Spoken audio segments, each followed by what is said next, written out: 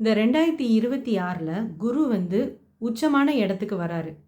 அதனால எல்லா ராசிக்குமே இந்த உச்சமான இடத்துக்கு வரனால எல்லாருக்குமே நல்லா இருக்குமா? வணக்கம். இது 2026 குரு பயிற்சி பலனாக எடுத்துக்கலாம். ஒரு கிரகம் உச்சம் பெறுவதால் மட்டுமே 12 ராசிக்குமே நன்மை தரும்னு சொல்லக்கூடியது அபத்தமான பலன். அது உண்மை கிடையாது. உச்சம் நீச்சம் அப்படின்றது என்ன அர்த்தம்னா, உச்சம்னா நல்ல பலன் அர்த்தம், நீச்சம்னா கெட்ட பலன் அர்த்தம். அது உண்மைதான், அது ஒத்துக்கிறேன். ஆனாலும் உச்சமாக இருக்கிறதுனால 12 ராசிக்கு நல்லதே செய்யும் அப்படின்னாக்க அப்படிலாம் கிடையாது. கெடுதல் செய்ய வேண்டிய இடத்துல கொஞ்சம் கம்மியாக செய்யணும்னு எடுத்துக்கலாம். நல்லது செய்ய வேண்டிய இடத்துல கொஞ்சம் நல்லது அதிகமாக செய்யணும்னு எடுத்துக்கலாம். இவ்வளோதான வழியை. வேற ஒன்றும் 12 ராசிக்கும் நன்மையாக இருக்கணும்னு 12 ராசியும் நீங்கள் மாயையில் மிதக்காதீங்க. அது நல்லது கிடையாது. அது பாசிட்டிவ் ஜோசியம். உள்ளது உள்ளபடி சொல்லணும். அதுதான் ஜோசியரோட கடமை. அந்த வகையில் தான் நாம் இது வரைக்கும் பலன் சொல்லிகிட்டு இருக்கோம். தனிப்பட்ட முறையில் ஒரு ஆளுக்கு ஜோசியம் பார்க்குறதும் சரி, இந்த மாதிரி கிரக பயிற்சி பலன் அல்லது விசேஷ பலன்களை சொல்லும் போதும் சரி, நெகட்டிவ் பாசிட்டிவ் ரெண்டுமே நம்ம குறிப்பிட்டு சொல்லுவோம். அதெல்லாம் தாங்கிறதுக்காக தான் இந்த வீடியோ பாருங்கள், இல்லைன்னா பார்க்காதீங்க. அவ்வளோதான் விஷயம். உண்மையை தெரிஞ்சுக்கணுன்னா பாருங்கள். பாசிட்டிவாக மட்டுமே சொல்லணும்னு நினச்சிங்கன்னா பாசிட்டிவ் ஜோசியர்ஸும் நிறைய பேர் வீடியோ போடுறாங்க. அது பாருங்கள். யார் பெரிய பாசிட்டிவாக ஜோசியம் போடுறாருன்னு எனக்கு தெரியும்.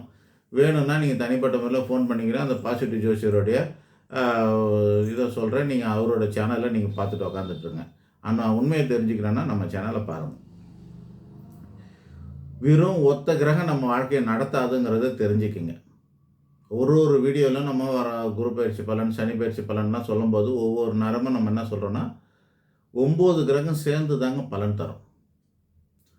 அப்போது 100% நமக்கு நன்மை நடக்கணும்னா 100 டிவைடட் பை 9 கிரகம் போட்டிங்கன்னா ஒரு கிரகத்துக்கு 11.1111% வரும்.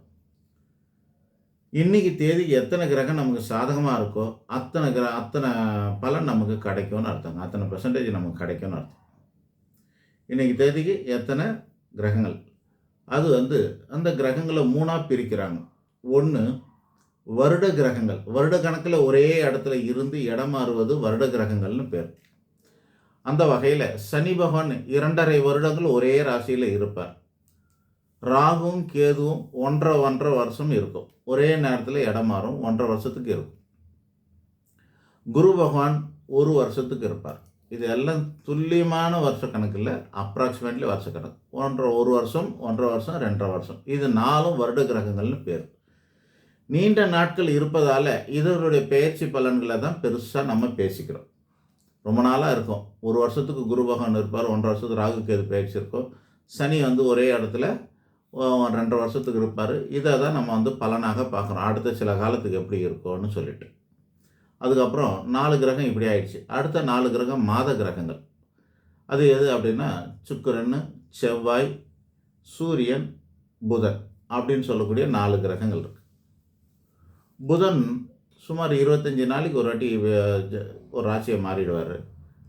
சூரியன் தமிழ் மாதம் பிறப்பு அன்னைக்கு இடம் மாறிக்கிட்டே இருப்பார். அவர் தமிழ் மாதம் பிறப்பு அன்னைக்கு அவர் இடம் மாறல. அவரை வச்சு தான் நம்ம தமிழ் மாதமே சொல்கிறோம். சித்திரை 1ஆம் தேதி சூரியன் மேஷத்துக்கு வந்தால் அது சித்திரை மாதம்னு வச்சுக்கிறோம் நம்ம. அந்த மாதிரி அவரை வச்சு தான் 12 மாதம் இருக்குது. ஸோ அது 29, 30, 31, 32 நாளைக்கு ஒரு வாட்டி அவர் இடம் மாறுவார். மாத கிரகங்கள் ஆயிடுச்சு. சுமார் 30 நாளைக்கு ஒரு வாட்டி சுக்கிரன் இடம் மாறுவார். சுமார் 45 நாளைக்கு ஒரு வாட்டி செவ்வாய் இடம் மாறுவார். இவ்வளோ தாங்க. இது 4 மாத கிரகங்கள். தினம் தினம் ஒரு நட்சத்திரம் வகையில் 2.25 நாளைக்கு, அதாவது 54 மணி நேரம் ஒரு ராசியில் இருந்து அடுத்த ராசிக்கு போகிறவர் சந்திரன். அதுதான் தினப்பயிற்சியாக இருக்குது. அது தினப்பலன் கூட சொல்லலாம். சூரியனை பேஸ் பண்ணி சொன்னால் மாத பலன்னு சொல்லுவாங்க. மற்ற இந்த வருட கிரகங்களை பேஸ் பண்ணும்போது குரு பயிற்சி பலன், சனி பயிற்சி பலன், ராகு கேது பயிற்சின்னு சொல்கிறாங்க. மற்றபடி மாதம் இந்த சுக்கிரனுக்கு பலன் பயிற்சி போடுறதில்ல, அப்புறம் புதனுக்கு பயிற்சி போடுறதில்ல, செவ்வாய்க்கு பயிற்சி பலன்லாம் போடுறதில்ல. ஏன்னா அது ரொம்ப ஷார்ட் டைமில் இருக்குது. இவ்வளோதான் விஷயம். இப்போ நம்ம இந்த எல்லாத்தையுமே சேர்த்து பார்த்து தான் பலன் சொல்லணும். அன்றாட பலனில் 9 கிரகத்தில் உங்கள் ராசிக்கு எத்தனை கிரகங்கள் சாதகமான இடத்துல இருக்குதுங்கிறத பார்த்து தான் நன்மை தீமையை முடிவு பண்ண முடியும். இதுதான் பொது பலனுடைய அந்த ராசி பலனுடைய பலாபலன்.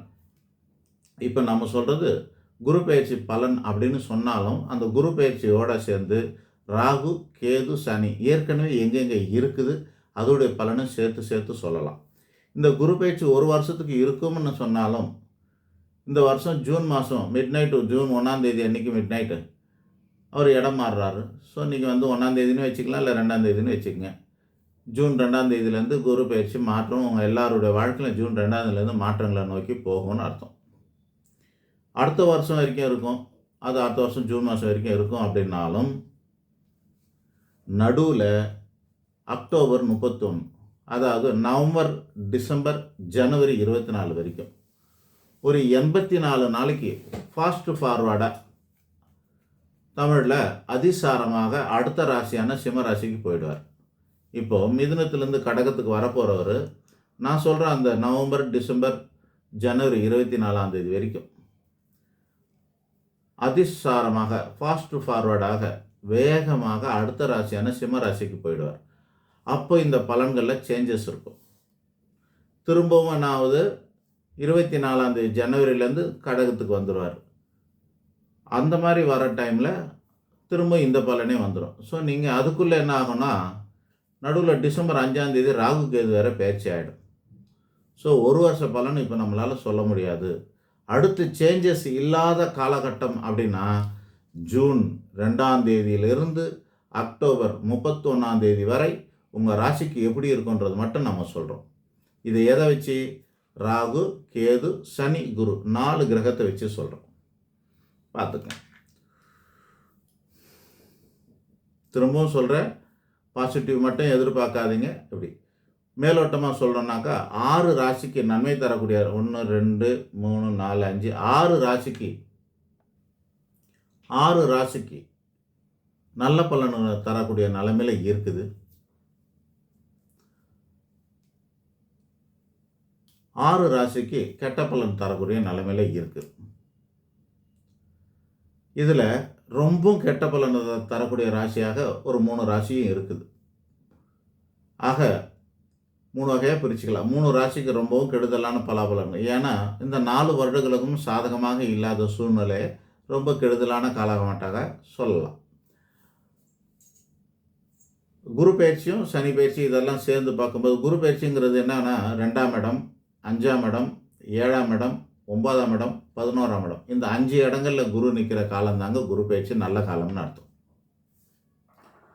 சில ஜோசியருங்க பாசிட்டிவ் ஜோசியர் நேராக சொல்கிறேன், பாசிட்டிவான ஜோசியருங்க அதோட பார்வையை வச்சு குரு பார்வை 5ல் விழுது, 7ல் விழுது, 9ல் விழுது, 5, 7, 9 3 பார்வை செலுத்துது, அந்த இடங்கள்லாம் அமோகமாக இருக்கணும், அந்த பாசிட்டிவ் மட்டும் சொல்லுவாங்க. அது இப்போ ஒரு ஜாதகத்துக்கு இப்போ கும்பராசின்னு எடுத்துக்கோங்க. இந்த கும்பராசிக்கு 6ஆம் இடத்துல குரு பகவான் வந்திருக்கார். அந்த 6ல் குரு இருந்தால் அது கடன், வழக்கு, வியாதி, சண்டை, சச்சரவு, நோய் நொடியெல்லாம் தரும். அதை சொல்ல மாட்டாங்க.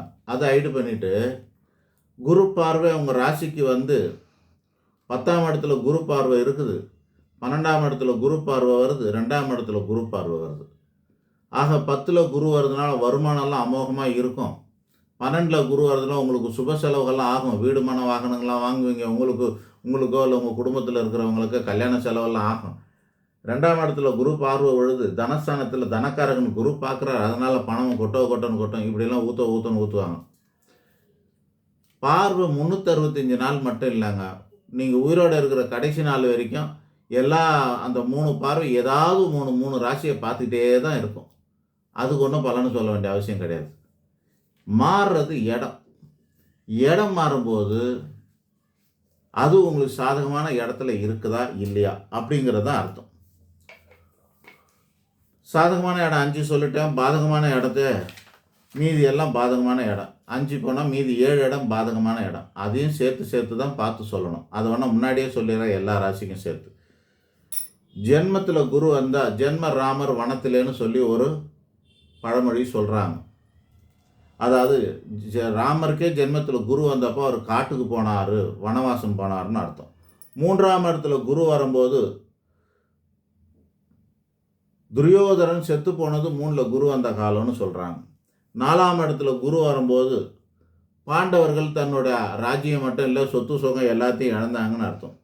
6ஆம் இடத்துல குரு வந்த பொழுது மகாபலி ராஜா சிறைக்கு போனாருன்னு சொல்கிறாங்க. 8ஆம் இடத்துல குரு வந்தபோது வாலி ராமனால் செத்து போனார். ராமர் கொன்னார்ல, பின்னாடி இருந்து ஒளிஞ்சிருந்து கொன்னாருன்னு சொல்லுவாங்களே. அப்போ வாலி செத்து போனது, அவருக்கு செத்து போகும்போது வாலிக்கு அஷ்டம குருவான். இப்போ இதில் நம்ம என்ன யோசிக்கலாம்னா, ஜென்மத்தில் குரு வரும்போது காட்டுக்கு போனார், வாலியை கொல்லும்போது 8ல் குரு வந்துச்சுன்னா, அப்போ 7 வருஷம் அவங்க காட்டில் இது வரைக்கும் வாலியை பார்க்குற வரைக்கும், வாலியை கொல்ற வரைக்கும் 7 வருஷம் இருந்திருக்கிறாங்களோன்னு தோணுது. 8. 10ஆம் இடத்துல குரு வந்தப்போ கடவுள் அவதாரம் இல்லை, கடவுளே சாக்ஷாத் கடவுளே ஆன ஈஸ்வரன் ஓடு ஏந்தியது 10ல் குரு அமர அப்படின்னு சொல்கிறாங்க. 12ஆம் இடத்துல குரு வரும்போது ராவணன் செத்து போனான்னு சொல்கிறாங்க. ஸோ இப்படி கெடுது பலனாக தான் சாஸ்திரங்கள் நமக்கு உதாரணத்துக்கு சொல்லி இருக்குது. அப்படி இருக்கும்போது நல்ல பலனே சொன்னால் நான் சாஸ்திரத்தை நம்பதா இல்லை நம்ம ஊர் ஜோசியரை நம்புறதா? பாசிட்டிவ் நம்பி படுகொழில் விழாதீங்க. உள்ளது உள்ளபடி தெரிஞ்சுக்கிங்க. இப்போ நல்லதையும் கெட்டதையும் நம்ம கரெக்டாக சொல்லுவோம். மேச ராசிக்கு குரு பகவான் 4ஆம் இடத்துக்கு வராரு. அது குரு பலம் இல்லை. ஆனாலும் ராகு 11ஆம் இடத்துல ராகு பகவான் இருக்கார். அவர் ஒருத்தர் மட்டும் தான் நன்மை நிலையில் இருக்கார். அதனால் 25% தான் இந்த 4 கிரகத்தோட சேர்க்கையோடு சேர்த்து பார்த்தா 25% தான் நன்மை. ஸோ இந்த குரு பெயர்ச்சி மேசராசிக்கு நன்மை தரக்கூடிய நிலைமையில இல்லை. 3 கிரகங்கள் சாதகமற்ற சூழ்நிலையில் தான் இருக்குது. ராகு பகவான் மட்டும்தான் லாபஸ்தானத்தில் இருக்கார். அதனால் ஒரு சில சந்தோஷமான செய்திகள்லாம் வழக்கம் போல் தொடர்ந்துக்கிட்டே தான் இருக்கும். டிசம்பர் மாதம் வரைக்கும் கூட இப்படியே தான் ஓடும். மற்றபடி எதுவும் இல்லாமல், மோசமான சூழ்நிலையும் இல்லாமல், ஓஹோ சூழ்நிலையும் இல்லாமல் வாழ்க்கை எப்படியோ ஓடிக்கிட்டே இருக்கும். 10ஆம் இடத்துல அதாவது 4ஆம் இடத்துல குரு அவரோட பார்வையை 10ஆம் இடத்துல செலுத்துறது அப்படிங்கிற பலனாக ஒரு சிலருக்கு வருமானங்களில் மாற்றங்களும் ஏற்றங்களும் கூடக்கூடிய அமைப்பு உண்டாகும். அவரோட பார்வை அப்படின்னு சொல்லக்கூடியது உங்களோட அஷ்டமஸ்தானத்தில் விழும். அதனால் பல தடைகள், நீண்ட கால தடைகள் குறையும். அதே போல் உங்களுடைய விரயஸ்தானத்திலும் குரு பகவான் விழுவார், பார்வை செலுத்துவார். அதனோட பலனாக சுப செலவுகள் கூடும். நல்ல செலவுகள், வீடு மன வாகனம் வாங்கிறது, குடும்பத்தில் பயணம் பண்ணுறவங்களுக்கு செலவு பண்ணுறது, கல்யாணம் பண்ணுறவங்களுக்கு செலவு பண்ணுறது, இந்த மாதிரியான செலவினங்கள் கூட இருக்கும். ஆக மொத்தத்தில் கவலைப்பட வேண்டாம். கலந்த பலன்களோடு கூடியும் குறைஞ்சது 25% நல்ல பலன். ஏதோ ஒரு கிரகம் நமக்கு சாதகமாக இருந்தால் போதும். நம்ம வண்டி ஓடிக்கிட்டே இருக்கும். வழக்கம் போல் ஒன்றும் பயப்பட வேண்டிய அவசியம் இல்லை. ஆக கவலை இல்லாமல் ஓட்டலாம் இந்த மேசராசிக்காரர்கள். குரு பலன் இருக்கா? இல்லை, அவ்வளோதான் சொல்ல முடியும். அடுத்ததா ரிஷப ராசிக்கு குரு 3ஆம் இடத்துக்கு வராரு. 11ஆம் இடத்துல ஏற்கனவே சனி பகவான் இருக்கார். 10ல் ராகு இருக்கார். கேது 4ல் இருக்கார். ஆக இந்த ரிஷபராசிக்கு 25% நன்மை தரையில நிலைமையில் இருக்குது. அது சனி ஒரு ஆளாக தான் இருக்கும். மற்றவங்களாம் சரியாக இல்லை. அதனால் கவனமாக இருக்கணும். குடும்ப சூழ்நிலை கவனமாக இருக்கணும். உங்களுடைய நட்பு வட்டாரங்களில் ரொம்ப எச்சரிக்கையாக இருங்க. நட்பு வட்டாரங்களால் குடும்பம் கெட்டு போகிறதுக்கான வாய்ப்புகள் உண்டாகும். கணவரையோ குழந்தையெல்லாம் பிரியறதுக்கான வாய்ப்புகள்லாம் உண்டாகலாம். எச்சரிக்கையாக இருக்கிறது நல்லது. 4ஆம் இடத்துல கேது வராரு. தனக்கும் தாயாருக்கும் ஆகாமல் போகலாம், அல்லது உடம்பு சரியில்லாமல் போகலாம். இந்த மாதிரியான பாதிப்பு, சொத்து சுக கேடு உண்டாகலாம், இடமாற்றங்கள் உண்டாகலாம். 10ல் ஏற்கனவே ராகு இருக்கார். ஏற்கனவே பாதி பேர் வேலையில் மாற்றத்தை பண்ணிட்டாங்க. இன்னும் மீதி பேருக்கு ஆக வேண்டியது இருந்தால் அவங்களுக்கும் வேலை மாற்றங்கள் வர்றதுக்கான வாய்ப்பு உண்டாகும். 3ஆம் இடத்துல குரு பகவான் இருந்தாலும் அவரோட பார்வை அப்படின்னு சொல்லக்கூடியது 7ஆம் இடத்துல பார்க்குது. யாரோ ஒருத்தர் 2 பேருக்கு கல்யாண வாய்ப்பு கூட ரிஷபராசிக்கு அமையக்கூடிய வாய்ப்பு இருக்குது பார்வையினால். அதாவது அவங்களோட ஜாதகத்தில் 7ஆம் இடத்துல இருக்க வேண்டிய கிரகத்துக்கோ அல்லது 7ஆம் அதிபதி கிரகத்தோட தசாபுத்தி காலமும் கல்யாண காலமும் சேர்ந்து இருந்ததுன்னா அவங்களுக்கு சுபகாரியங்கள் கூட நடக்கிறதுக்கான வாய்ப்புகள் இருக்குது. அந்த குரு பார்வையோட முக்கியமான பார்வை எங்கே விழுதுன்னா 9ஆம் இடம் சொல்லக்கூடிய இடத்துல விழுது. யோகஸ்தானத்தில் குருவனும் ஒரு சில அதிர்ஷ்ட வாய்ப்புகள் ஏற்படக்கூடிய அமைப்பு உண்டு. அல்லது அப்பா வகையால் சில நன்மைகள் தரக்கூடிய அமைப்பு. 11ஆம் இடம் லாபஸ்தானத்தில் சனி மேலே குரு பார்க்குறாரு. அதனால் சனியோட ஆக்ரோஷங்களை குறையலாம். அல்லது அவர் சனி 11ல் இருந்து பலன் தர்றதுனால அவரோட பலன்கள் அதிகரிக்க செய்யும். கெடுபலங்களை எப்பவும் குறைச்சி, பார்வையோட பலனை குறைச்சி, அவரோட சுபத்தன்மை அதிகப்படுத்திடுவார். அதனால் நன்மைகள் இருக்கும். ஆக மொத்தத்தில் ரிஷபராசிக்கு குருபலனே இல்லாது போனாலும் பயப்படாமல் நல்லபடியாகவே வாழ்க்கை ஓடலாம். மேஷராசி மாதிரியே இந்த ரிஷபராசிக்கும் அடுத்து வரக்கூடிய அக்டோபர் 31 வரைக்கும் நல்ல பலன்கள் தொடரும்னு சொல்லலாம். ஆனாலும் எச்சரிக்கையோடு இருக்கணும்னு தான் சொல்லியிருக்கிறோம். உறவு முறைகளில் எச்சரிக்கையாக இருங்கன்னு சொல்லிட்டோம். இப்போது மிதுன ராசிக்கு, மிதுனத்துக்கு 2ஆம் இடத்துல குரு வந்திருக்கார். எல்லாருக்கும் போல் அவருக்கும் உச்சமாக தான் வந்திருக்கார். அதனால் நீண்ட கால தடை, கடந்த 2 வருடமாக ஸ்தம்பித்து இருந்த உங்கள் வாழ்க்கை இப்போ மீண்டும் ஓட ஆரம்பிக்க போகுது. நல்ல பலன் அப்படின்னா இவங்களுக்கு தான் சொல்லணும். மிதுன ராசிக்கு ஸ்டக்காக இருந்த லைஃபு இப்போது துரிதமாக ஓடப்போகுது. ஒருத்தர் 2 பேருக்கு நஷ்டத்தில், ஒருத்தர் 2 பேருக்கு இல்லை, எல்லா மிதுன ராசிக்காரங்க நஷ்டத்தில் இருந்திருப்பாங்க, இழப்பில் இருந்திருப்பாங்க. அந்த மாதிரியான இழப்புகள் நஷ்டங்கள்லேருந்து விலகி இப்போ கவலையில் இருந்து, இழப்பு நஷ்டம் கவலை ஸ்தம்பித்து இந்த மாதிரிலாம் இருந்த இந்த மிதுன ராசிக்காரங்கள் இப்போது ராட்டினம் இருக்குல்ல, அது மேலே இருந்து கீழே இறங்கி திரும்ப இப்போ மேலே ஏறப்போகுதுன்னு அர்த்தம். அந்த மாதிரி இவங்களோட வாழ்க்கையில் ஒரு ரவுண்டு இப்போ மேலே ஒசரத்துக்கு ஸ்டார்ட் ஆகிடும். அந்த வகையில் தனம், கல்வி, குடும்பம் இவைகளெல்லாம் விருத்தி ஆகக்கூடிய அமைப்பு உண்டாகும். ஆக மொத்தத்தில் சிறப்பான பலன்களை இவங்க கண்டிப்பாக பெறுவாங்க. பேரு புகழ் கிடைக்கக்கூடிய அமைப்பு உண்டாகும். ஆக நல்ல பலன்கள், சுப பலன்கள் இது எல்லாமே இவங்களுக்கு கிடைக்கும். இவங்களுக்கு கடன் வழக்கு, வியாதி, சண்டை சச்சரவு, நோய் நொடி இருந்ததுன்னா அதெல்லாம் வெகுவாக குறையக்கூடிய அமைப்பு. ஏன்னா 6ஆம் இடத்துல குரு பார்வை விழுது. அதே போல் குரு பார்வை 8ஆம் இடத்துல விழுது. நீண்ட கால தடை முடக்கங்கள் எல்லாம் விலகக்கூடிய அமைப்பு உண்டு. அதே பார்வை 10ஆம் இடத்துல குரு பார்க்கறதுனால தொழில் நிமித்தமான இருந்த மந்தங்கள் எல்லாம் விலகக்கூடிய அமைப்பு, சிறத்தன்மையான தொழில் ஏற்றம் தரும். அடுத்ததாக கடகராசி. கடகராசிக்கு ஜென்ம குருவாக இருக்கிறாரு ராமர். கடகராசி தான் சொன்னேன், அவர் ஜென்ம குருவில் தான் காட்டுக்கு போனார்னு சொன்னேன். இப்போ அந்த மாதிரி கடகராசியில் தான் நம்ம சிஎம் விஜய் சிஎம் ஆனது உண்டு. இதே ஜென்ம குருவில் இன்னும் வரல, விரயத்தில் தான் இருக்குது. இந்த நேரத்தில் தொங்குற காலம், அதாவது 12ஆம் இடத்துலேருந்து 1ஆம் இடத்துக்கு வரக்கூடிய 1 மாத காலத்துக்கு அது தொங்குமான காலம். இந்த தொங்குற காலத்தில் அவங்களும் தொங்கிக்கிட்டு இருக்காங்க. இன்னொரு ஆள் ஒன்றாலும் சொல்கிறேன், அண்ணாமலை அவர் என்னவா இருக்கிறாரு, எப்படி வருவார், எப்படி போகிறார், அவருக்கு அதையும் தெரியல, தொங்கிக்கிட்டே இருக்குது.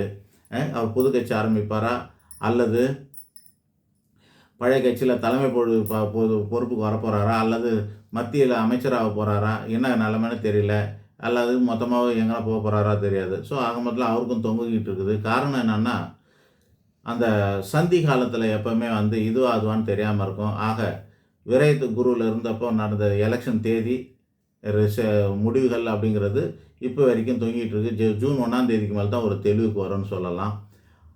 அதுபோல் இந்த கடகராசியை சேர்ந்தவங்களுக்கு எப்படி இருக்குது அப்படின்னா, ஜென்ம குரு நன்மை தராது, 9ஆம் இடத்து சனி பகவான் நன்மையை தராது, அஷ்டமத்தில் ராகு கண்டிப்பாக நன்மையை தராது, 2ஆம் இடத்து கேது நன்மையை தராது. ஆக 4 கிரகமும் சரியில்லாத காரணத்தினால 0% தான் நன்மைன்னு சொல்லியிருக்கிறோம். 100% பிரச்சனை தான் இருக்கும். ஆக மொத்தத்தில் மிக மிக மிக எச்சரிக்கையாக இருக்க வேண்டிய ராசி கடகராசிக்காரர்கள். அந்த பாசிட்டிவான சமாச்சாரத்தில் சொல்லுங்களேன். சொல்கிறேன். குரு பகவானுடைய 5ஆம் பார்வை இவங்களுடைய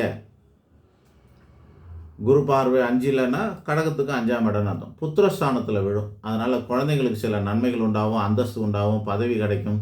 இந்த மாதிரியான சில பதவி ஸ்தானம்னு பேர். அந்தஸ்து, பதவி, புத்திரம் இந்த மாதிரியான இடங்களில் குரு பார்வை விடுது. அந்த ஒரு விஷயம் மட்டும் அது நல்லபடியாக நடக்கக்கூடிய அமைப்பு உண்டு. இழுத்துக்கிட்டு இருக்கிறதெல்லாம் ஒரு உன்னதமான இடத்த சேரக்கூடிய அமைப்பு உண்டாகலாம். அடுத்தது அவருடைய பார்வை 7ல் விழுது. குரு பலனே இல்லை அப்படின்னு சொன்னால் கூட 1ஆம் இடத்துல குரு இருக்கார், பலன் இல்லைனால அந்த பார்வைக்கான பலனாக 7ஆம் இடத்துல விழுறதுனால கடகராசி கூட கல்யாணம் ஆகிறதுக்கு வாய்ப்பு உண்டு. எல்லாம் 0% சொல்கிறோம், அப்புறம் எப்படி கல்யாணம் நடக்கும்? இந்த இடத்துலையும் கலாட்டா கல்யாணம் ஆச்சு நடக்கும். ஆக மொத்தத்தில் குரு பார்வை 7ஆம் இடத்துல விழுறதுனால நல்ல லைஃப் பார்ட்னர், பிஸ்னஸ் பார்ட்னர், இல்லை புதிய ஃப்ரெண்ட்ஸ் இவங்கெல்லாம் கிடைக்கக்கூடிய அமைப்பு உண்டு அப்படின்னு அர்த்தம். அவரோட 9ஆம் பார்வையாக 9ஆம் இடத்துல சில அதிர்ஷ்ட வாய்ப்புகள் உண்டாகும், சமூகத்தில் நல்ல அந்தஸ்து உண்டாகும். இந்த மாதிரி ஒரு சில நன்மைகள் இருக்கும். மற்றபடி எல்லாமே 0வாக தான் இருக்க போகுது. மற்ற விஷயங்கள் அன்றாட விஷயங்கள்லாம் 0வாக தான் இருக்கும். இதுதான் இதெல்லாம் கிடைச்சிச்சு, அதெல்லாம் நல்லா இருக்குமானா அதெல்லாம் கிடைச்சா கூட ஒரே பிரச்சனையாக தான் தான் இருக்கும்னு அர்த்தம். அதனால தான் குரு பலன்னு இருப்பை வச்சு சொல்கிறது. சரி, இப்போது சிம்ம ராசிக்கு எப்படி இருக்கும்? அடுத்தடுத்து 2 ராசிக்கு கட்டம் கட்டி வச்சிருக்கிறது இந்த வருஷம்தான். கடகத்துக்கும் சரியில்லை, சிம்மத்துக்கும் சரியில்லை. சிம்ம ராசிக்கு ஏற்கனவே அஷ்டம சனி, 7ல் ராகு, ஜென்மத்தில் கேது இருந்தது. 11ஆம் இடத்துல குரு இருந்தார். அவர் 12ஆம் இடத்துக்கு வரப்போகிறார். 11ல் இருக்கும்போதே சிம்மராசியை சேர்ந்த ஸ்டாலின் அவர்கள் தாம் பதவியும் போச்சு, தன்னுடைய முதல்வர் பதவியும் போச்சு, தானும் தோற்று போனார். அந்த மாதிரி இந்த தொங்குற காலத்தில் 11ல் குரு இருக்கும்போதே அடுத்த 12ஆவதுல இருக்கிற பலனை அனுபவிச்சிட்டார். ஆக மொத்தத்தில் சிம்மராசியை சேர்ந்த யாராக இருந்தாலும் ரொம்ப எச்சரிக்கையாக இருக்கணும். ராகு கேது சரியில்லை, அதனால் உறவு முறைகள் பாதிப்புண்டாகும். அஷ்டமத்தில் சனி இருக்குது. போகக்கூடாத இடம் மருத்துவமனை, காவல் நிலையம், நீதிமன்றம் போன்ற இடங்களுக்கு போக வைக்கக்கூடும். ஜாக்கிரதையாக இருங்க. அவங்களோட கர்மாவுக்கு ஏற்ற மாதிரி இந்த மாதிரி இடங்களுக்கு போகலாம். 12ஆம் இடத்துல குரு வராரு. அதனால் குடும்பத்தில் சில சுப செலவுகள்லாம் நடக்கிறதுக்கான வாய்ப்புகள் உண்டு. ஆனாலும் செலவு தவிர்க்க இயலாது. பணம் பற்றாக்குறை இருக்க செய்யும். அவரோட பார்வை 4ஆம் இடத்துல விழுது. சிம்ம பார்வை, சிம்மத்துக்கு 4ஆம் இடத்துல குரு பார்வை. அதனால் வீடு, மன, வாகன வசதி வாய்ப்பு அப்படின்னு சொல்லக்கூடிய இடத்துல ஒரு சில நன்மைகள் நடக்கக்கூடிய அமைப்பு உண்டு. அதே பார்வை அவரோட 6ஆம் இடத்துல விழுறதுனால நான் சொன்ன அந்த கடன் வழக்கு, வியாதி, சண்டை, சச்சரவு, நோய் நொடியிலேருந்து நிவர்த்தி ஆகிட்டு வெளியே வரக்கூடிய அமைப்பு உண்டாகும். அதே நேரத்தில் அவரோட பார்வை 8ஆம் இடத்துல வருது. அஷ்டமத்தில் இருக்க சனியோட பார்வை பல கால தடைகளை, பிரச்சனைகளை, இந்த மாதிரி கெட்ட சமாச்சாரங்கள் இருந்ததுலாம் கூட நிவர்த்தி கிடைக்கும்னு அர்த்தம். அது எப்படிங்க ரெண்டுமே கலந்து சொல்கிறீங்க? சில பேருக்கு கீழ்கோட்டில் ஜெயில் தண்டனைன்னு கொடுத்துட்றாங்க. அப்புறம் அப்பீல் பண்ணோன்னா அப்படியே கிடப்பில் போட்டுடுறாங்களே. அது வர வரைக்கும் இந்த தண்டனை நிறுத்தி வைக்கிறான்றாங்களே. அந்த மாதிரி ஒரு நன்மையில் ஒரு நிவர்த்தி, அந்த மாதிரி ஒரு தீமையான காலத்தில் ஒரு நிவர்த்தின்னு சொல்லி அர்த்தம். ஸோ இது மாதிரி குரு பயிற்சி பார்வையால் நன்மை கிடைச்சாலும் 4 கிரகம் சரியில்லை. ஆக மொத்தத்தில் சிம்ம ராசிக்கு கட்டம் கட்டப்பட்டுள்ளது. கடகத்துக்கு 1, சிம்மத்துக்கு 2, அப்புறமா கும்பத்துக்கு 3 ராசிக்கு சரியில்லைன்னு ஏற்கனவே சொன்னதை திரும்ப ஞாபகப்படுத்துகிறேன். 2 ராசி கட்ட இப்போது நல்ல பலனை எதிர்பார்க்க முடியாது. அடுத்ததாக கன்னிராசி. கன்னிராசிக்கு 11ஆம் இடத்துல குரு பகவான் வரப்போகிறாரு. 10ல் இருந்தார், 11க்கு வரப்போகிறார். அதனால் இதோட பலன் என்னன்னா, 10ல் பதவி பறிபோகும்னு சொல்லுவாங்க. 10ஆம் இடத்துல குரு இருக்கும்போது தேர்தல் ரிசல்ட் வந்து எடப்பாடி பழனிசாமி ஐயா அவர்களுக்கு எதிர்கட்சி தலைவர் பதவி பறி போயிடுச்சு. தோற்று போயிடுச்சு. இப்போது உள்ளதும் வச்சு நல்ல கணக்கு ஆக போகிற நிலைமையில் இருந்தவங்களுக்கு சில பேர் ஒவ்வொருத்தராக வந்து சேர்றாங்க. அதுபோல் குரு பயிற்சி ஜூன் 1ஆம் தேதி நைட்டு வந்துடும். 12ஆம் இடத்துக்கு வந்து 11ஆம் இடத்துக்கு வந்துடும். அதனால் சில நன்மைகள்லாம் உண்டாகும். அதனால் தங்களை காப்பாற்றிக்கிறதுக்கான அமைப்பு உண்டாகும். குரு பயிற்சி மட்டும் இல்லாமல் அவருக்கு ஏற்கனவே இந்த கன்னிராசிக்காரர்களுக்கு 6ஆம் இடத்துல ராகு வர இருக்கார். அதனால் எல்லா எதிரிகளையும், எல்லா பிரச்சனைகளும் சமாளிக்கிற சக்தியை வந்து அந்த ராகு ஏற்கனவே கொடுத்துருக்காரு. தைரியம் கொடுப்பாரு, வெற்றியை கொடுப்பாரு, நிவர்த்தியை கொடுப்பாரு, எல்லா வகையிலும் இருக்கும். ஆக மொத்தத்தில் அதோடு சேர்ந்து ராகுவோடு சேர்ந்து குருவும் நன்மை தரப்போகிற நிலைமைக்கு வராரு. இதனால் அற்புதமான பலன்களை இந்த கன்னிராசிக்காரங்கள் பெறுவார்கள். ஏற்கனவே மிதுன ராசிக்கு அற்புதமான பலன்கள் வரும்னு சொன்னேன். 2வதாக கன்னிராசி பலன் அற்புதமாக இருக்கும் அப்படிங்கிறதுல சந்தேகம் இல்லை. ஏன்னா 2 கிரகம் நல்லா இருக்குது. 50%, 2 கிரகம் 50%ல இருந்தாலும் அமோகம் தாங்க. 75ன்னா ஓஹோஹோ தான். ஸோ இந்த 2 கிரகம் நல்லா இருக்கிறதுனால நம்ம கன்னிராசிக்கு சிறப்பான பலன்கள், மேன்மையான பலன்கள். எப்படி சொல்கிறோம்? அடுத்தவங்களோட இது நல்லா இருக்குதுங்கிறதுனால சொல்கிறோம். ஸோ சிறப்பாக இருக்கும். பார்வைக்கான பலனும் சொல்லப்போனாக்கா, குரு பார்வை கோடி நன்மை. 11ஆம் இடத்துலேருந்து குரு பார்க்குறது, இவரோட 3ஆம் இடத்தை குரு பார்க்குறாரு. திறமை, கீர்த்தி, புகழ், பெருமை, கௌரவம் கூடும். அவருடைய 7ஆம் பார்வை, அதாவது அது மட்டும் இல்லை, சகோதர ஸ்தானத்தில் குரு பார்க்குறாரு. அவங்களுக்கும் நன்மை நடக்கக்கூடிய அமைப்பு. 7ஆம் பார்வையாக கன்னிக்கு 5ஆம் இடத்துல பார்க்குறாரு. பதவிக்கு நன்மை உண்டாகும். புத்திரஸ்தானத்துக்கு நன்மை உண்டாகக்கூடிய அமைப்பு. சமூகத்தில் அந்தஸ்து உண்டாகும். அவரோட 9ஆம் பார்வை அப்படின்னு சொல்லக்கூடியது ராசிக்கு, கன்னிக்கு 7ஆம் இடத்து குரு 9ஆம் பார்வையாக பார்க்கிறார். சுபகாரியங்கள், நல்ல இணைவுகள், மேலோர் தொடர்பு, லைஃப் பார்ட்னர், பிஸ்னஸ் பார்ட்னர், இந்த மாதிரிலாம் அமையும். அதாவது திருமண வாழ்க்கை கூட நடக்கக்கூடிய அமைப்பு உண்டு. இந்த மாதிரி ஒரு சிலருக்கு நன்மைகளும் நடக்கும் அப்படிங்கிறது சொல்லலாம். ஆக மொத்தத்தில் கன்னிராசிக்கு குரு பலமும் இருக்கிறது, நல்ல பலனும் இருக்கிறது. ஆக சிறப்பான பலன்கள் கன்னிக்கு. அடுத்ததாக துலா ராசிக்கு. 10ஆம் இடத்துக்கு குரு வரப்போகிறாரு. 10ல் குரு பதவி பறிபோகும்னு சொல்லுவாங்க. 10ல் குரு இருந்தப்போ தான் ஜெயலலிதா அம்மாவுக்கு பதவி பறிபோச்சு முதல்ல. அதே மாதிரி ஈசன் ஓடு எந்தினான்னு சொல்கிறாங்க. ஸோ இந்த மாதிரியான சூழ்நிலை வர்றதுனால இந்த குரு பயிற்சி அவங்களுக்கு சாதகமாக இருக்காது. அதே நேரத்தில் சனி பகவான் ஏற்கனவே 6ஆம் இடத்துல இருக்கார், ராகு பகவான் 5ஆம் இடத்துல இருக்கார், கேது பகவான் 11ல் இருக்கார். ஆக குரு நன்மை செய்யாது என்றாலும் கூட துலா ராசிக்கு 50% பலன் அப்படியே இருக்கும். 75லேருந்து 25 குறைஞ்சி 50ஆக இருக்கும். ஆனாலும் அந்த 50% பலன் சிறப்பான பலன்கள். ஆக சிறப்பான பலன்கள் மேலுமே தொடர்ந்துக்கிட்டே தான் இருக்க போகுது. அதனால் ஒன்றும் இல்லை, பாதிப்பு ஒன்றும் இருக்காது. இவரோட பார்வை இருக்குல்ல, குரு பார்வை துலா ராசிக்கு 2ஆம் இடத்துல விழுவும். அதனால் தனம், கல்வி, குடும்பம், வாக்கு, பார்வை எல்லாம் மேம்படக்கூடிய அமைப்பு. அந்த 5ஆம் பார்வை 2ல் வந்தது. 7ஆம் பார்வைன்னு சொல்லக்கூடியது இவர் 4ஆம் இடத்துல வரும். அதனால் சொத்து சுக ஏற்றம் உண்டாகும். யாருக்கு? துலா ராசிக்கு அசையும் அசையா சொத்து சுகங்கள் ஏற்றம் உண்டாகும். ஆரோக்கியமே மேம்படக்கூடிய அமைப்பு. துலா ராசியோட 6ஆம் இடத்துல குரு பார்வையும் விழுது. அதனால் கடன் வழக்கு, வியாதி, சண்டை, சச்சரவு, நோய் நொடியெல்லாம் இல்லாமல் சிறப்பாக இருக்கக்கூடிய அமைப்பு உண்டு. ஆக மொத்தத்தில் குரு பலன் இழந்தாலும் கூட மற்ற கிரகத்தை பார்வையும் மற்ற கிரகங்களோட பலனோடு சேர்த்து இவங்களோட பார்வை பலனும் சேர்த்து பார்க்கும்போது நன்மைகள் தொடரவே செய்யும். அப்படியே நியூட்ரலாக ஓடிக்கிட்டு இருக்கும். 50% நல்ல பலன்கள் தொடர்ந்துக்கிட்டு தான் இருக்கும். ஒன்றும் பயப்பட வேண்டிய அவசியம் இல்லை. நன்மை தொடரும். அடுத்ததாக விருச்சிக ராசி. விருச்சிக ராசிக்கு அஷ்டமத்தில் குரு இருந்தாருன்னு சரியில்லை. கடந்த ஒரு வருஷமாக ஸ்டக்காகி இருந்த வாழ்க்கை, ஒரு சில தடைகள் ஏற்பட்ட வாழ்க்கை, ஒரு சில ஏமாற்றங்கள் ஏற்பட்ட வாழ்க்கை. இப்போது 2ஆம் இடத்துக்கு குரு வந்து நன்மைகள் தரக்கூடிய அமைப்பு இருக்குது. பொருளாதார முன்னேற்றம் ஏற்படும். குடும்பத்துக்கு சுப காரியங்கள் நடக்கக்கூடிய அமைப்பு உண்டாகும். பணமோ அல்லது வயசுக்கு ஏற்ற மாதிரி தனமோ, கல்வியோ, குடும்பமோ, பார்வையோ, பேச்சோ இவைகளால் நன்மைகள்லாம் உண்டாகும். மேன்மைகள்லாம் அடையக்கூடிய அமைப்பு உண்டு. அவருடைய 9ஆம் இடத்துல வராரு. விருச்சிக ராசிக்கு 9ஆம் இடத்துல இருக்க குரு பகவான் இந்த விருச்சிக ராசியை 5ஆம் பார்வையால் பார்க்குறதும் 9ஆம் இடத்துல இருக்கிறதுனாலையும் அவங்களுக்கு நல்ல பலன்கள் கண்டிப்பாக தொடரும். யோக பலன்கள் வரும். அதிர்ஷ்டகரமான பலன்கள் கூட உண்டு. மற்ற கிரகங்களெல்லாம் பார்க்கும்போது ஏற்கனவே 5ல் சனி இருக்கார், நன்மை இல்லை. 4ல் வந்து ராகு இருக்கார், நன்மை. 10ல் கேது இருக்கார், நன்மை இல்லை. 25% குரு மட்டுமே நன்மை தரக்கூடிய நிலைமையில் இருந்தாலும் 9ஆம் இடங்கிறது சிறப்பான இடமாகவும் அந்த இடத்துல உச்சமாகவும் இருக்கிறதுனால அவரோட பார்வை ராசியில் விழுறதுனாலையும் 3ஆம் இடத்துல விழுறதுனால 5ஆம் இடத்துல விழுறதுனாலையும் இவங்களுக்கு ராசியில் வந்து ஜென்ரலாகவே ராசியை பார்த்தாலுமே ஜென்ரலாகவே அவங்களுக்கு வந்து எல்லாமே வயசுக்கு ஏற்ற மாதிரி, முன்னாடி சொன்ன மாதிரி வயசுக்கு ஏற்ற மாதிரி தனம், கல்வி, குடும்பம், வாக்கு இன்னும் நல்லா அவங்களுக்கு தேவையோ அதெல்லாம் வந்து வயசுக்கு ஏற்ற நன்மைகள் நடக்கக்கூடிய அமைப்புகள் உண்டு. 3ஆம் இடத்துல விழுறதுனால இளைய சகோதரம் சம்மந்தப்பட்ட விஷயங்கள் அவங்களுக்கான நன்மைகள் நடக்கக்கூடிய அமைப்பு. அது மட்டும் இல்லாமல் திறமை, கீர்த்தி, புகழ், பெருமை, கௌரவம் கூடக்கூடிய அமைப்பு. அவரோட 9ஆம் பார்வை விருச்சிக ராசிக்கு 5ஆம் இடத்துல விழுறதுனால அதிர்ஷ்ட வாய்ப்புகள் அப்பானால் அல்லது மேலோர்னால, பித்ருக்கள்னால நல்ல முன்னேற்ற வாழ்க்கைகள் உண்டுன்னு அர்த்தம். ஆக மொத்தத்தில் 9ஆம் இடத்து குரு மற்ற கிரகங்கள் பலனே இல்லாமல் போனாலும் குரு ஒருத்தரே நன்மைகளை செய்யக்கூடிய நிலைமைக்கு இருக்கிறாரு. அப்படிங்கிறதுனால சந்தோஷப்பட்டுக்கலாம். விருச்சிக ராசிக்கு மேன்மை உண்டு. அடுத்த 25% தான் நன்மை, ஆனால் மேன்மை உண்டு.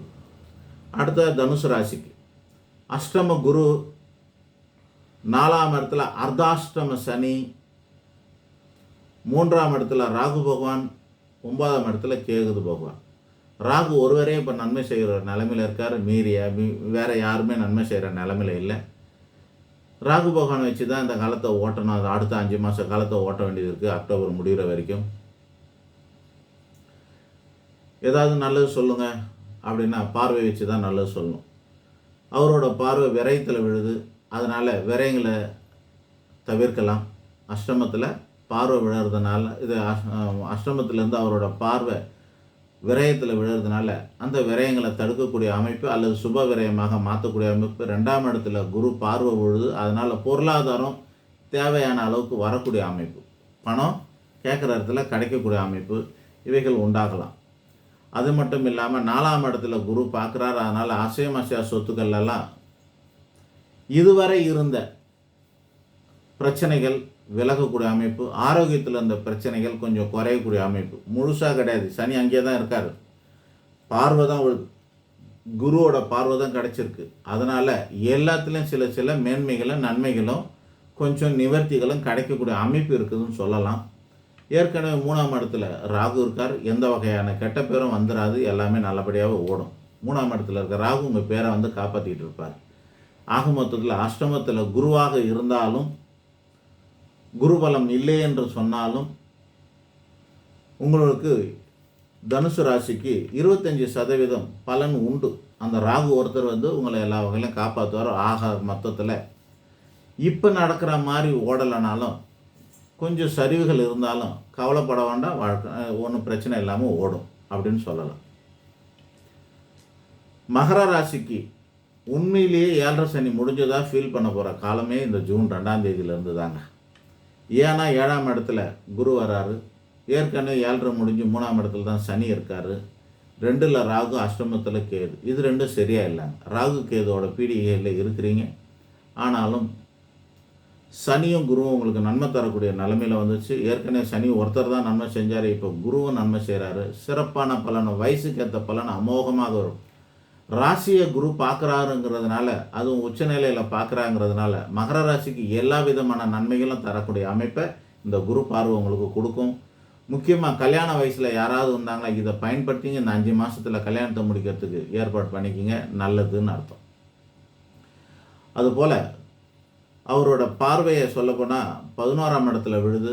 அதனால் கனமான தொகைகள், பெரிய பெரிய அமௌண்ட் வரக்கூடிய அமைப்பு, ஆடம்பரமான வாழ்க்கைக்கு வித்துட்டுக்கலாம், அதுக்கு வழிவகக்கூடிய அமைப்பு இதெல்லாம் உண்டு. அவரோட இன்னொரு பார்வை 3ஆம் இடத்துல விழுது. அதனால் திறமை, பேரு, புகழ் இதெல்லாம் பெருமைக்குரிய நிலைமைக்கு மாற்றிக்கக்கூடிய அமைப்பு. ஆக மொத்தத்தில் இந்த மகர ராசிக்கு நீண்ட காலத்துக்கு அப்புறம், கடந்த 7 வருஷத்துக்கு அப்புறம் இப்போ தான் அற்புதமான காலமே வந்திருக்குதுன்னு சொல்லலாம். அதனால் மகர ராசி சந்தோஷமாக இருக்கக்கூடிய காலம். 7 வருஷத்துக்கு அப்புறமா, 7-7.5 வருஷத்துக்கு அப்புறமா நிலையான ஒரு நல்ல டைம் அப்படின்றது இதுதாங்க. அது மட்டும் உறுதியாக சொல்லலாம், நல்லாயிருக்கும். மகர ராசி மகிழ்ச்சி தரும் மகர ராசிக்கு. அடுத்தது கும்பராசி. கும்பராசிக்கு ஏற்கனவே 7.5 சனி, ஆனால் அது போக்கு சனியாக இருக்கிறது. 5ல் குரு, அந்த சனி இருக்கிறது தெரியாமல் காப்பாற்றிக்கிட்டே வந்தது, இப்போ 6க்கு வந்துடுறாரு. 6ஆம் இடத்துக்கு குரு வராது, அது அவ்வளோ நன்மை தராது. அதனால் ஆரோக்கியத்தில் அக்கறை எடுத்துக்குங்க. ஏன் இப்படி சொல்கிறோம், பார்வையெல்லாம் இருக்குமே அப்படின்னா, 4 கிரகமே சரியா இல்லைங்க. எல்லாமே 6ஆம் இடத்துல குரு நன்மை தர, 2ஆம் இடத்துல சனி நன்மை தராது, 1-7ல் இருக்க ராகுக்கு எது நன்மை தராது. அதனால் எல்லா வகையிலுமே பாதிப்புகள் ஏற்படக்கூடிய அமைப்பு. முக்கியமாக கடன், வழக்கு, வியாதி, சண்டை, சச்சரவு, நோய் நொடி போன்ற உபாதைகள் கொஞ்சம் வரக்கூடிய அமைப்பு உண்டு. கவனமாக இருக்கணும். கெட்ட பேர் கூட வரலாம், அவமானம் கூட நடக்கலாம், அந்த வகையில் இருக்குது. கொஞ்சம் எச்சரிக்கையாக இருக்கிறது கும்பராசிக்கு நல்லது. வயசுக்கு ஏற்ற மாதிரியான பாதிப்புகள் ஏற்படக்கூடிய அமைப்பு உண்டு. அப்போ நல்லது ஏதாவது சொல்லுங்கள். 0% தான், அதில் எதுவும் குறை இல்லை, அதை எதுவும் மாற்றிக்க முடியாது. 4 கிரகமும் சரியில்லை, வருட கிரகங்கள். அதனால் 0% நன்மை, 100% தீமை தான் இருக்குது. ஆனால் உச்சமான குருவோட பார்வை ஒரு 3 இடத்துல விழுமே, அதுக்கான பலனும் சொல்லணும்ல. அந்த பார்வை கும்பராசிக்கு 10ஆம் இடத்துல விழுறார். அதனால் 10ல் குரு பார்வை வருமானம் அல்லது பதவியில் மேன்மை உண்டாகும். நல்ல வேலைக்கு எதிர்பார்த்துருந்தாங்கன்னா புது வேலைக்கு போகலாம், அல்லது இருக்கிற வேலையில் அவங்களுக்கு பேரு, புகழ், வருமானம் ஏதாவது ஏறும். இந்த மாதிரியான அமைப்பு, எடுத்த காரியங்கள் முடிக்கக்கூடிய அமைப்பு. இந்த பலனை இந்த 10ஆம் இடத்துல குரு பார்க்கறது நன்மை தரும். 12ஆம் இடத்துல குரு பார்க்குறாரு, அவர் என்ன செய்வார்? அவர் என்ன செய்ய போகிறாரு? சுபமான செலவுகளை கொடுக்க போகிறாரு. இந்த கெட்ட நேரத்தில், கஷ்டமான சூழ்நிலையில் ஒரு சுபகாரியம் நடக்கலாம் குடும்பத்தில், அதுக்காக செலவு பண்ண வேண்டிய சூழ்நிலைகள் ஏற்படலாம். அந்த மாதிரியும் சில வாய்ப்புகள் உண்டு. சுப பயணங்கள் கொண்டு உண்டு. ஆன்மீக பயணங்கள் இருக்கலாம், அல்லது சுப பயணங்கள் இருக்கலாம். இந்த மாதிரி இருக்கும்.